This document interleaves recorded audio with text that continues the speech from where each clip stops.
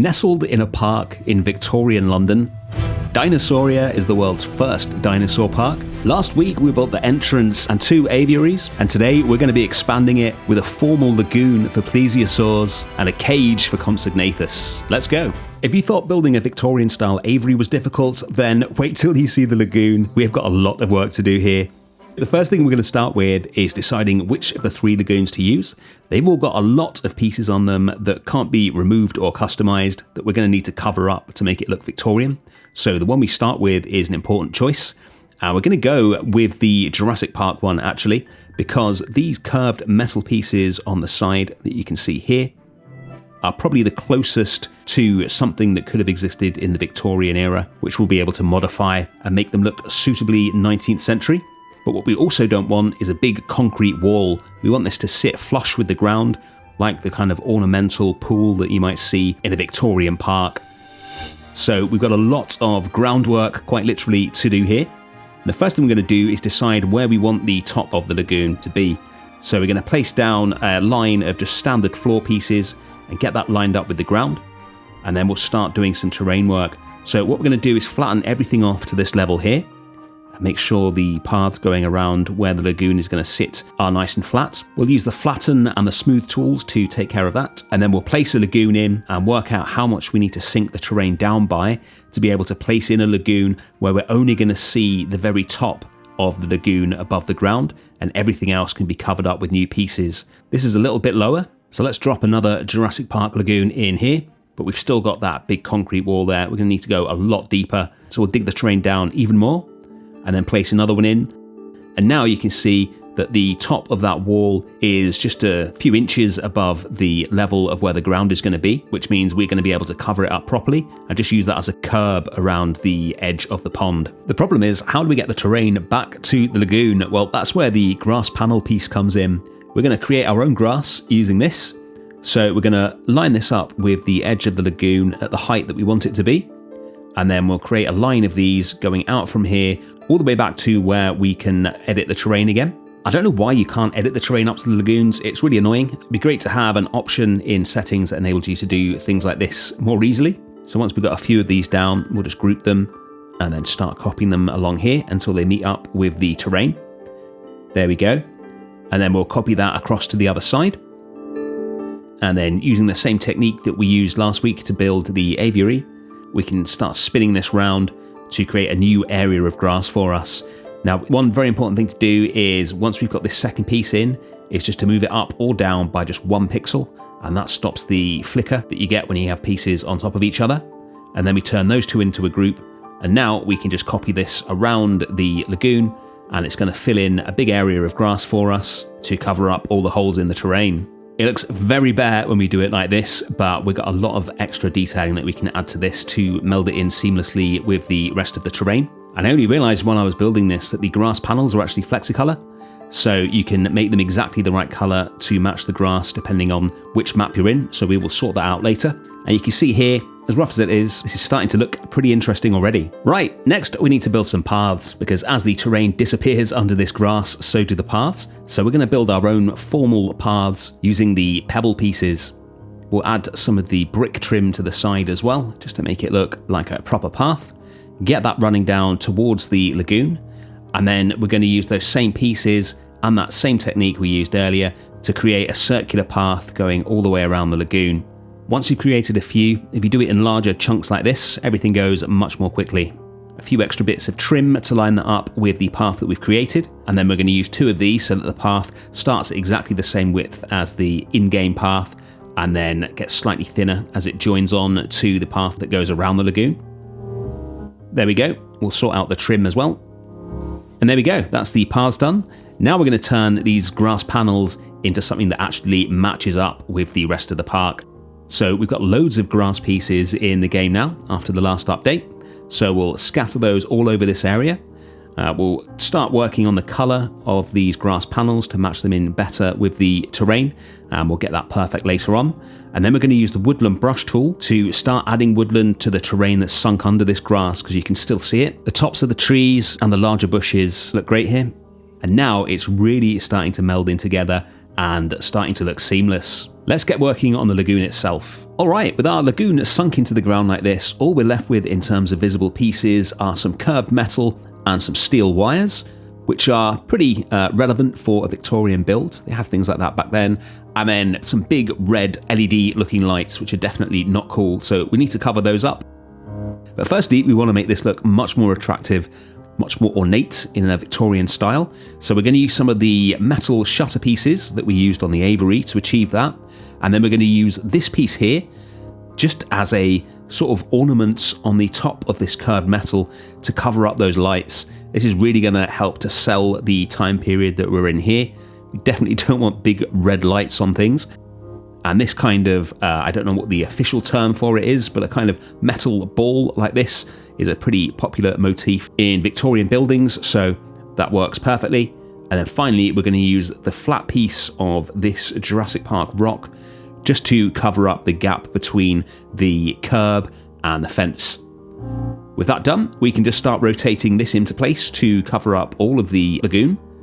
Take a little bit of adjusting after the fact because it's not going to rotate perfectly, but well worth doing when this is finished. So glad that these window shutters are in the game. I don't know what we would do without these. They are absolutely perfect for these Victorian style builds. And then on the other side of the path, we're going to use the fence that we created for the boundaries of the park and just kind of shrink that down and lower it into the ground so it's a bit more of an appropriate height for this.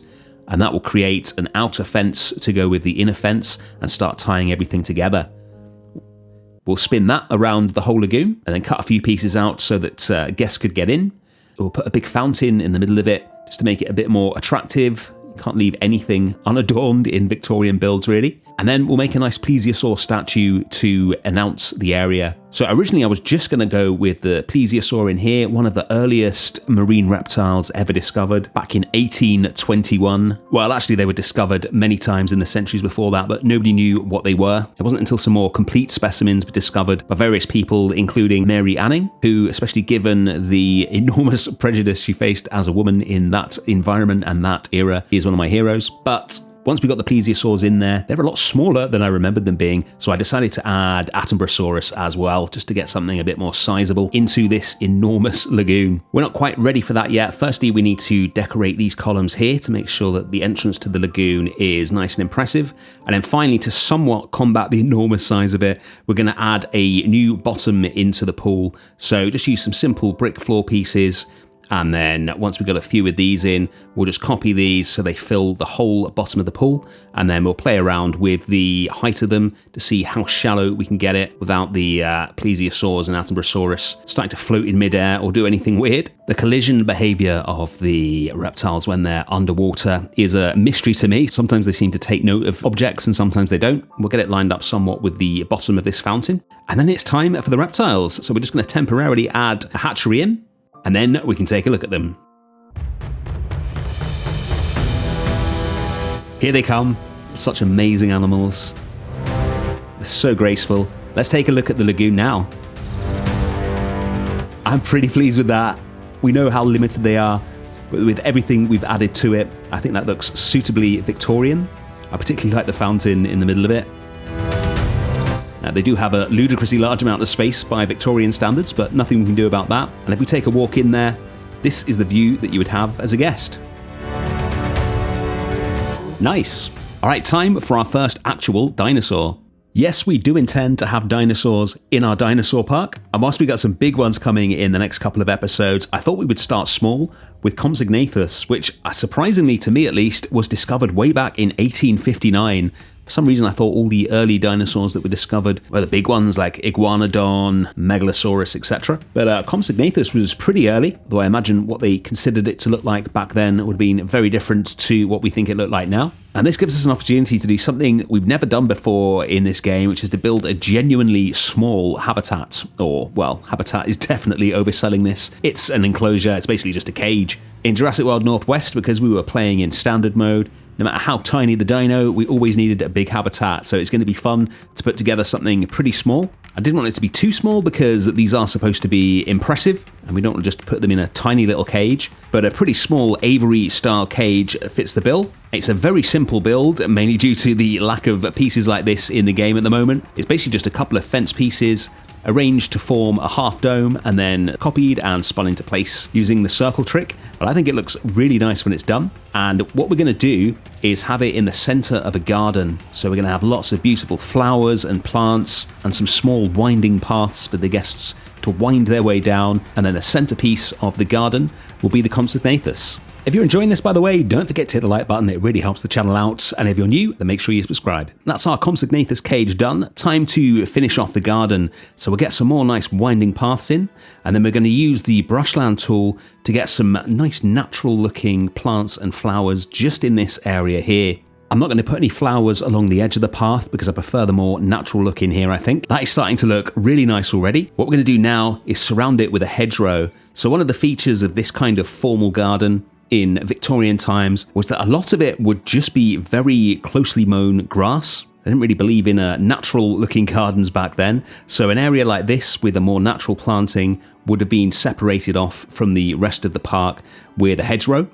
We made ourselves a little custom hedge in the first episode, so we're going to use this again here and just kind of close off this garden area so that it's its own little garden within a garden. I want to explore a lot of different Victorian garden ideas throughout this park, rockeries and waterfalls and things like that, but this is going to be a more natural area. We'll put some more substantial trees at the back. We'll drop a little info sign onto the cage. We originally built this back in Jurassic World Northwest. I'm just going to take the graphics off it to make it look a bit more Victorian. And then finally, we're going to beef up the part of the cage where the side walls join on to the roof part with another fence piece. I think I've said this before, but we really need some more generic metal pieces in this game. Hopefully they will arrive soon. And then we're going to move on to the inside of the cage. Firstly, we'll replace the whole floor area with sand, which would be more in keeping of what you would see in something like this in a Victorian zoo. And then once we've got that all filled in and got rid of the grass, we'll add some of the rock-strewn landscape in as well, so we can get some rocks in there and a bit more interest. And then we'll put some dead trees and logs in here, again for interest and also climbing and things like that. We'll get a water source in, for which we're going to use the classic fountain base here. Get that to the right level, that looks pretty good. And then I want to put in a feeder for them. Now the actual feeder in the game is obviously very modern looking. So what we're going to do here is just have a kind of slab of rock, and then we'll use the old trick of the bin bags coloured red to create some meat on them.